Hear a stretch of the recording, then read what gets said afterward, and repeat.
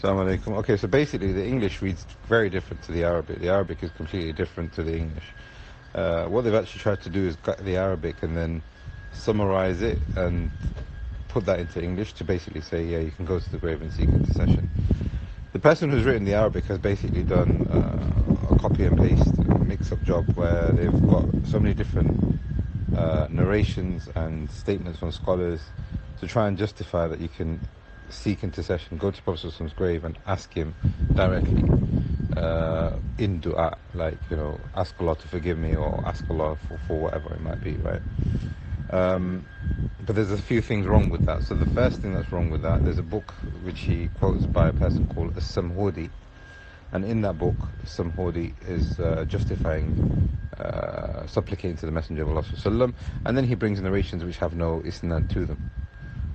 So that's what they're trying to say. So in English they're saying, yeah, you can go to the grave and ask the Prophet ﷺ, and in the Arabic the proof is there. So that's that from Samhudi. Then you've got Ibn Kathir. I don't know if you can read it in Arabic, but it's there as an ayah, and the ayah in the tafsir of Ibn Kathir, again a narration which is weak, that a person was asking from the companion at the time, you know, after the death of the Messenger of Allah, at the time of the Salaf, they were asking the Prophet ﷺ, but again that narration is weak.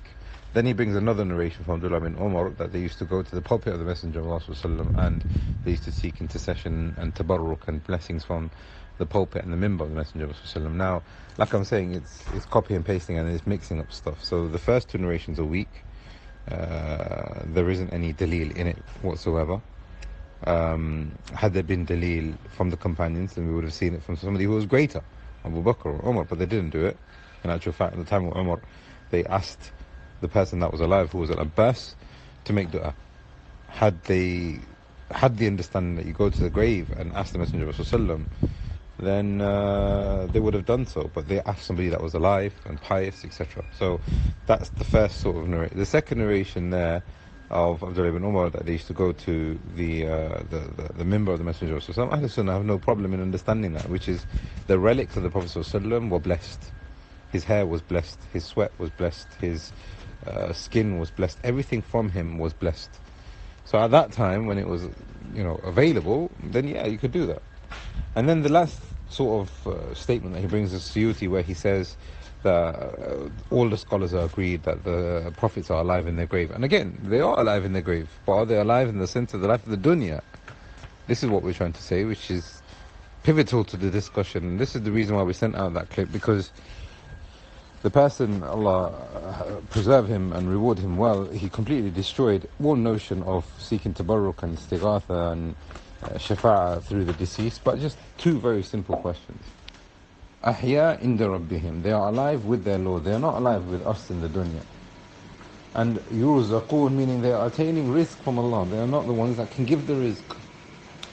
So we ask Allah subhanahu wa ta'ala that He gives us a connection to Allah. The whole discussion here is just preposterous. They're trying to justify how we should be connected to the creation and not to the Creator. And they're trying to bend over backwards to try and prove something which doesn't exist. Why can't we just all agree that ibadah is for Allah alone? It's just baffling. And it's the foundation of our religion. La ilaha illallah. Ask Allah subhanahu wa ta'ala that He grants us ikhlas and tawheed. Assalamu alaikum.